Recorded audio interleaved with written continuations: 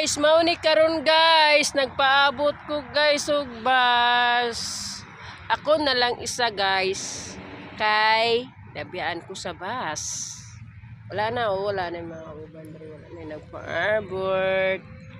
Paabot na po tago next bus guys. Lingkod-lingkod sa taning sagbot guys. Ayun guys, sagbot, lingkod-lingkod taning sagbot. Natulugot, tagana, nabuling na. Ipahuway po nato itong tiil ba 40 na kayo sakit tag binaro guys.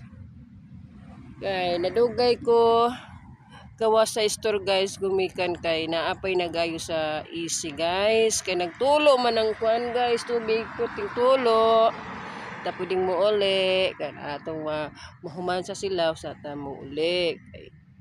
Hindi na to pwedeng biyan ng store guys. Kaya napag-ayos guys. Anagin ang kinabuhi na security guys.